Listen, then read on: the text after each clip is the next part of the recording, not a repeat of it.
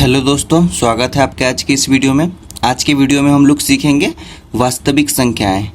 कक्षा 10 के गणित के ये पहला चैप्टर है, पार्ट 1 वास्तविक संख्या। उसी का परिचय के बारे में सीखेंगे। इसमें कौन कौन से फार्मूला होते हैं, विषय कौन कौन से होते हैं, इसमें क्या क्या पढ़ना है, इसमें कितने सारे क्वेश्चंस जो होते हैं उसको हल करने के लिए क्या क्या फार्मूला या कौन कौन सा हमें थ्योरम पता होना चाहिए, उसी के बारे में हम लोग आज इसके पूरा बेसिक से सीखेंगे कि कैसे इसको हम लोग फार्मूला जान के कैसे हल कर सकते हैं, क्या क्या संख्याएं होती है, रियल नंबर, वास्तविक संख्या, अंकगणित का आधारभूत प्रमेय, जो भी चीज़ होती है सब इसी वीडियो में हम लोग सीखेंगे। ठीक है, तो वीडियो शुरू करते हैं।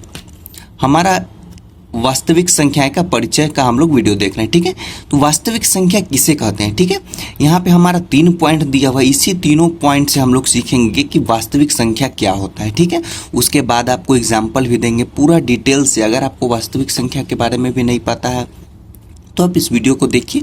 इसके बाद आप लोग इस पार्ट के सभी क्वेश्चन को कैसे हल किया जाता है सारा चीज़ इसमें बता दिया जाएगा। ठीक है, वास्तविक संख्या क्या होता है। वास्तविक संख्याओं में परिमेय और अपरिमेय संख्याएं शामिल होती है। ठीक है, उसमें क्या बोला गया है, परिमेय संख्या और अपरिमेय संख्या। ठीक है, परिमेय और अपरिमेय संख्या क्या होता है।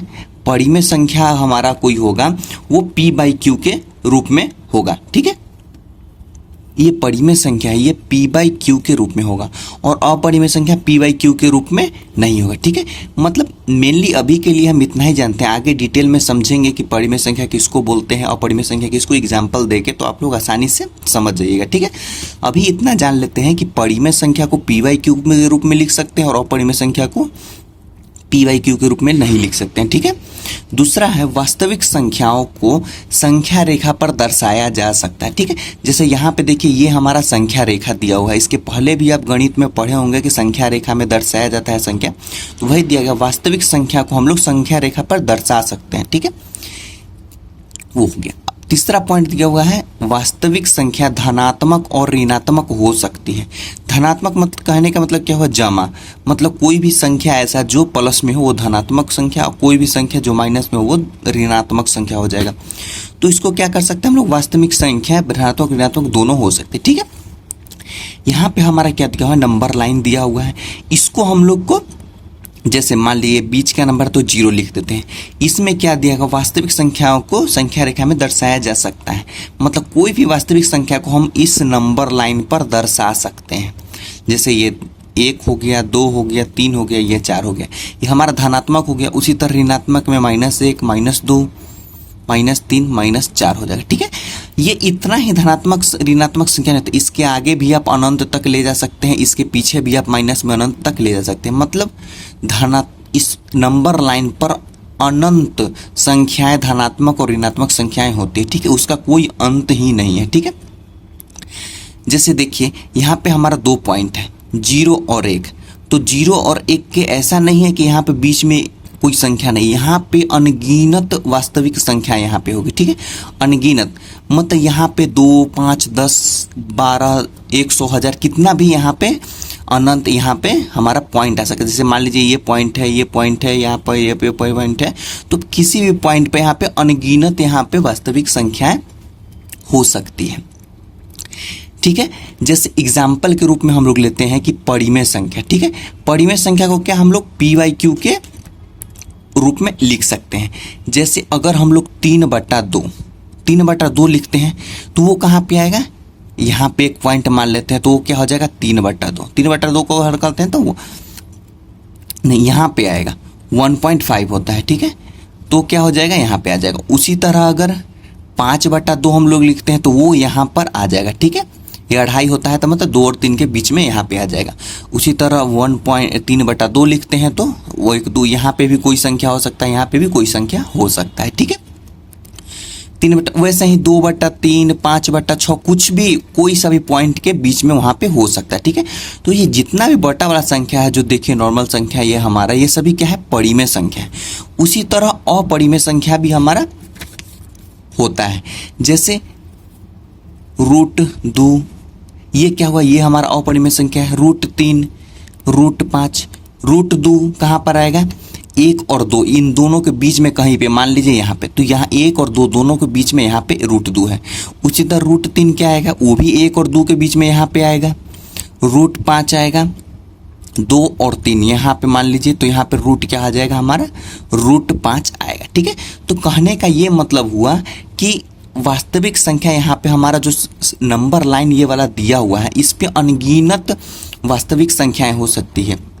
या तो अपरिमेय संख्या होगा या फिर परिमेय संख्या, वो कितना भी हमारा हो सकता है। ठीक है, अंक गणित की आधारभूत प्रमेय। ठीक है, इसमें यह भी टॉपिक पढ़ना है कि अंक गणित की आधारभूत प्रमेय किसे कहते हैं, क्या होता है। ठीक है, तो क्या दिया गया है, प्रत्येक भाज्य संख्या को अभाज्य संख्या के गुणनफल के रूप में व्यक्त किया जा सकता है, उसी को क्या बोलते हैं, अंक गणित की आधारभूत प्रमेय इसको बोला जाता है। ठीक है, इसको एग्जाम्पल में हम लोग समझ लेते हैं तो आपको आसानी से समझ में आएगा। ठीक है, जैसे यहाँ पे हमारा पहला एग्जाम्पल दिया गया है, कितना है, 66 है, और यहाँ पे दूसरा एग्जाम्पल क्या है, 420 है। क्या दिया, प्रत्येक भाज्य संख्या को अभाज्य संख्या के गुणनफल के रूप में लिखा जा सकता है। अभाज्य संख्याओं के गुणनफल मतलब क्या है, हमें 66 का, इन दोनों एग्जाम्पल का है, तो हमें 66 का अभाज्य गुणनखंड निकालना है। तो 66 का पहले 2 से लगाएंगे तो 3 हो जाएगा, फिर 3 हो जाएगा, फिर 2 से नहीं लगेगा, अब 3 से लगेगा तो 11 हो जाएगा। अब 11 कोई भी संख्या से नहीं लगता है, सिर्फ 11 से लगेगा तो 1 हो जाएगा। ठीक है, तो मतलब क्या हो गया, प्रत्येक भाज्य संख्या, ये हमारा 66 क्या है, भाज्य संख्या है, को अभाज्य संख्या के गुणनफल के रूप में व्यक्त किया जा सकता है। तो अभाज्य संख्या का गुणनफल क्या हो गया, यही तो हुआ ना, 2, 3, 11, ये सभी क्या हुआ, हमारा अभाज्य संख्या हुआ। तो यही यहाँ पे कहेगा, प्रत्येक भाज्य संख्या मतलब 66 को अभाज्य संख्याओं के गुणनफल के रूप में व्यक्त किया जा सकता है। 2, 3, 11 का गुना कर दिए तो वही यहाँ पे बोला गया। ठीक है, उसी तरह 420 है, 420 को हम लोग अभाज्य गुणनखंड यहाँ पे निकालेंगे। पहले 2 से लगाएंगे तो 2 हो जाएगा, 1, 0, फिर 2 से लगाएंगे 1, 0, 5। अब ये 2 से नहीं लगेगा भाई, 3 से लगेगा तो 3 तिया 9, फिर 5, फिर ये अब 3 से नहीं लगेगा, 7 से लगेगा तो 5 बार में। यहाँ पे पहले 5 से लगेगा, सबसे पहले कोई भी छोटा संख्या से लगाना है, तो 5 से लगेगा तो 7 बार में, फिर अब ये 7 1 बार में। तो 420 को क्या लिखेंगे, 2 गुना 2 गुना 3 गुना 5 गुना 7। ठीक है, यही इसको हम लोग लिख देंगे, यही हो गया हमारा अंकभूत की आधारभूत प्रमेय, यही कहता है अंकभूत की आधार प्रमेय। ठीक है, इसमें हम लोग इसका उपयोग क्यों करते हैं, हम लोग अगर एलसीएम एचसीएफ कोई भी क्वेश्चन को अगर निकालना है कि एलसीएम निकालना है, एचसीएफ निकालना है, वो भी किस तरीके से, अभाज्य गुणनखंड विधि से निकालना है, तो हम लोग ऐसे ही अभाज्य गुणनखंड विधि से निकालते हैं। ठीक है, जैसे यहाँ पे दोनों एग्जाम्पल का हमने अभाज्य गुणनखंड यहाँ निकाला है, तो अब उसी पर एक क्वेश्चन दिया गया है एचसीएफ 66 और 420 का, यहाँ पे 66 है, यहाँ पे 420 है, दोनों का अभाज्य गुणनखंड में यहाँ पे निकालें, उसका एचसीएफ और एलसीएम निकालना है।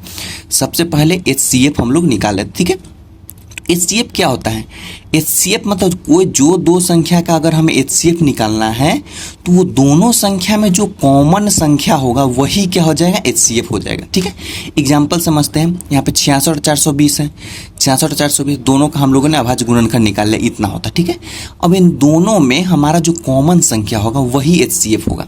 जैसे देखिए यहाँ पे 2 है, यहाँ पे भी 2 है, मतलब 2 हो गया गुना, यहाँ पे 2 है, यहाँ पे 1 2 है, यहाँ पे 2 2 है, लेकिन यहाँ पे पेयर किसका बन रहा है, 1 2 का यहाँ से, 1 2 का यहाँ से, तो हम लोगों ने 1 2 लिख दिया। यहाँ पे क्या है, दूसरा 2 है, लेकिन ऊपर में अब दूसरा 2 नहीं है तो उसको नहीं लिखेंगे। अगला क्या है, 3 है, यहाँ पे भी 1 3 है, तो यहाँ पे मतलब दोनों में कॉमन संख्या होना चाहिए, यहाँ पे भी 3 कॉमन हो रहा है तो 3 लिख देंगे। ठीक है, अब क्या है, यहाँ पे दूसरा संख्या 5 है, लेकिन ऊपर में 5 नहीं है, नीचे में 7 है, ऊपर में 7 नहीं है, ऊपर अगर 11 है तो यहाँ पे 11 नहीं, मतलब इन दोनों संख्याओं का हमने जब अभाज्य गुणनखंड निकाला है तो दोनों संख्याओं में सिर्फ 2 और 3 दोनों दो ही ऐसी संख्या है जो दोनों में है, तो वो क्या हो जाएगा, उन दोनों को गुना कर देंगे 2 और 3 को, यही हमारा क्या हो गया, एचसीएफ, उन दोनों संख्याओं का एचसीएफ यही हो गया। ठीक है, अब उसी तरह एलसीएम निकालना है। एलसीएम क्या हो जाता है, एलसीएम में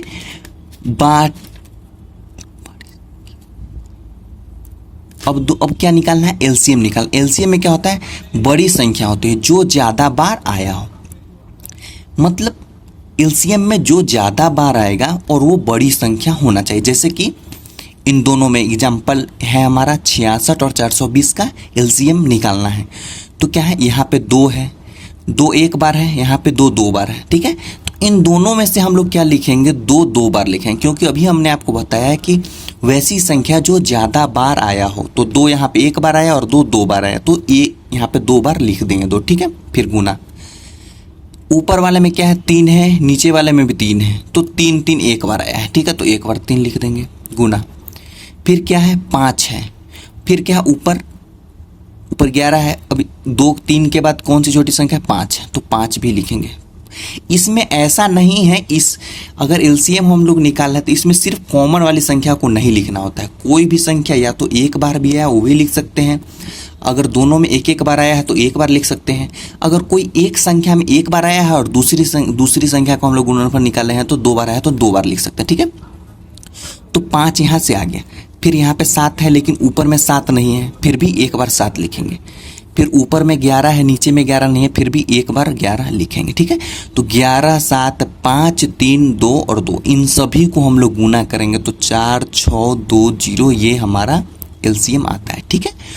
तो अंक गणित के आधारभूत प्रमेय में यही बताया जाता है कि भाज्य संख्या को हम लोग अभाज्य संख्या के गुणनखंड के रूप में लिख सकते हैं, जिससे हम लोग एचसीएफ और एलसीएम यहाँ से निकालते हैं, ठीक है।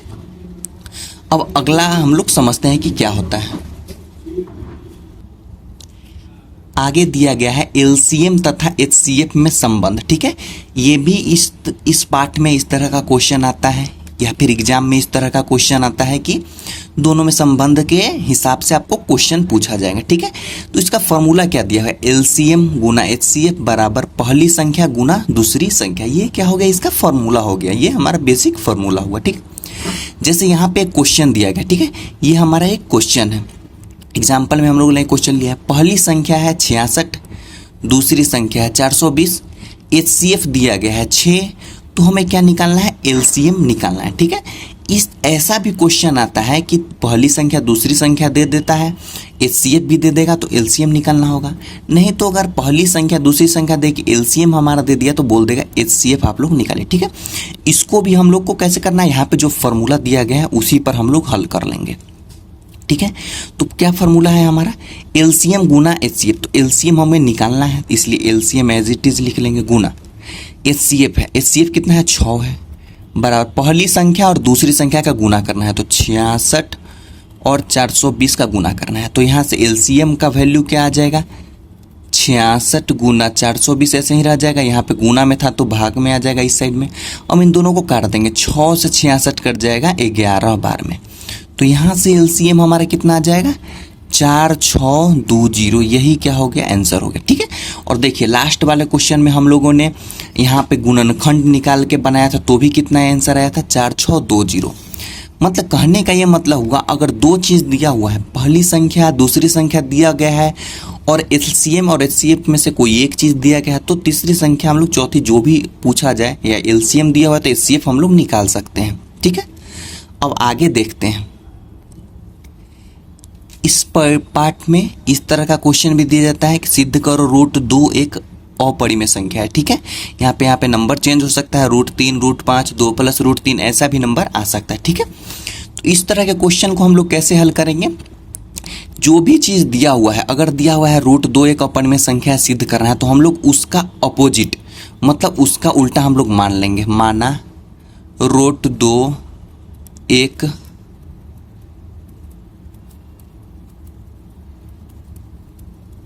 परिमेय संख्या, ठीक है। ये क्यों मानते हैं कि ऐसा अगर हम मान के हम लोग चलते हैं और आगे चल के गलत हो जाता है तो हम लोग ये समझ लेंगे कि मतलब परिमेय संख्या नहीं है, मतलब क्या है, अपरिमेय संख्या, ठीक है। इस तरह के क्वेश्चन को हल करने का यही एक रूल होता है कि जो दिया हुआ है उसका अपोजिट हम लोग मान लेंगे, ठीक है। तो क्या है, √2 एक परिमेय संख्या हम लोग मान लिए हैं, तो √2 बराबर परिमेय संख्या अभी हमने आपको बताया है कि क्या होता है, P/Q के रूप में होता है। तो यहाँ पे क्या है, A/B के रूप में हम लोग लिखते हैं, ठीक है। A/B के रूप में है और लिख देते हैं A और B सहभाज्य है। सहभाज्य मतलब क्या होता है, यहाँ पे दिया सहभाज्य, मतलब एक का पहाड़ा छोड़ के दूसरा किसी के पहाड़ा में नहीं आना चाहिए।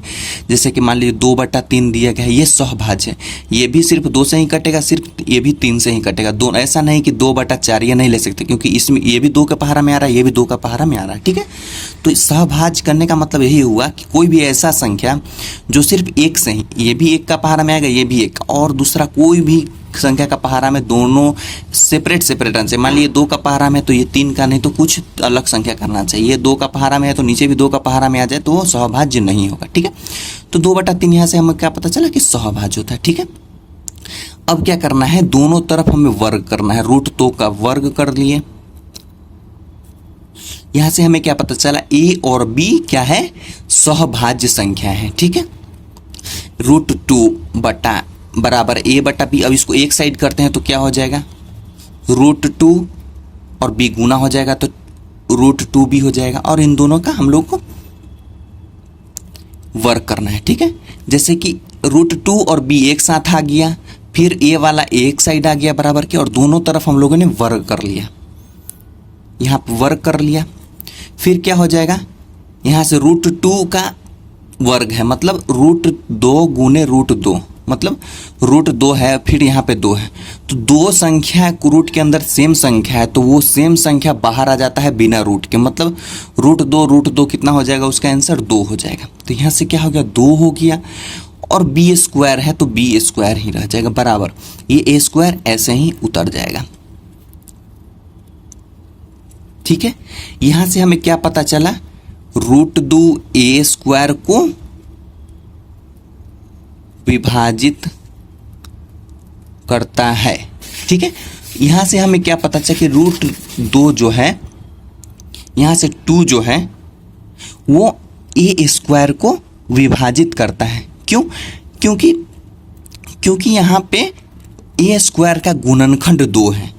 देखिए यहाँ पे a² इस साइड है और यहाँ पे 2 है, मतलब a² का गुणनखंड यहाँ पे 2 है, इसलिए क्या लिखे हैं, 2 a² को विभाजित करता है, तो 2 a को भी विभाजित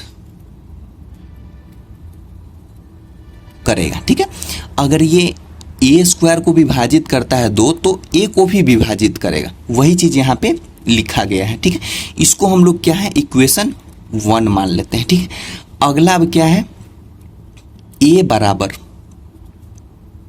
2c, यहां पे हम लोग लेते हैं a बराबर 2c, और c कोई धनात्मक पूर्णांक है।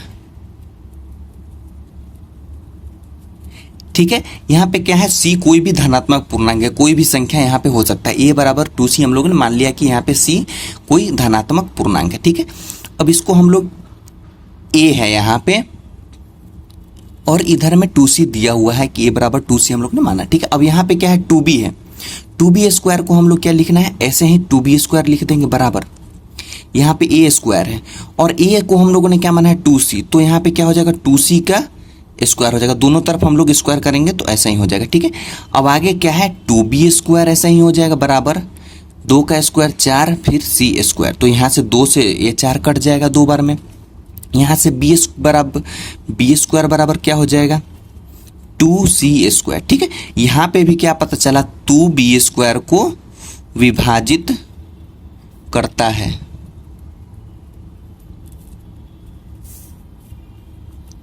तो 2b को भी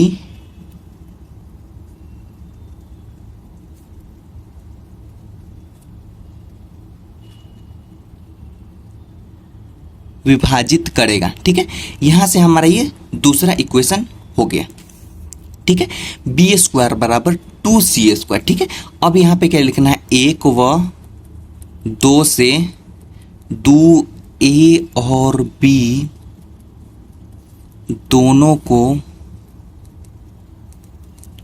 विभाजित करता है। ठीक है, यहाँ पे क्या लिखा, हम लोग को क्या पता चला, पहला और दूसरा इक्वेशन से कि दो जो है ए और बी दोनों को विभाजित करता है। लेकिन ये तो गलत हो गया ना, क्योंकि हम लोगों ने यहाँ पे माना था कि ए और बी क्या है, सहभाज्य है, मतलब ये दोनों आपस में कोई भी संख्या से नहीं कटेगा। लेकिन दो यहाँ पे क्या है, ए और बी दोनों को विभाजित करता है। यहाँ पे हमने आपको बताया था ना कि 2/4 है, तो 2 से 1 कट गया था, मतलब ये सहभाज्य नहीं है। वही चीज यहाँ पे हो गया, हम लोगों ने माना था कि ये सहभाज्य है, लेकिन यहाँ पे क्या हो गया, उल्टा हो गया। इसके लिए अब क्या लिख देंगे यहाँ पे, यह विरोधाभास हमारी गलत कल्पना के कारण हुआ है। ठीक है, क्योंकि हम लोगों ने गलत कल्पना कर दिया था कि √2 एक परिमेय संख्या है। ठीक है, इसलिए यहाँ पे ये लिखा गया, क्योंकि दो जो है ए और बी दोनों को विभाजित करता है, चूंकि ये विभाजित करना नहीं चाहिए, क्योंकि हमने शुरू में मान लिया था कि वो दो ए और बी क्या होगा, सहभाज्य होगा, क्योंकि p/q के रूप में होगा, परिमेय संख्या हम लोगों ने माना है, इसलिए p/q के रूप में होगा और वो सहभाज्य होगा। ठीक है, तो इतना लिखने के बाद हमें लिखना है, अतः √2 एक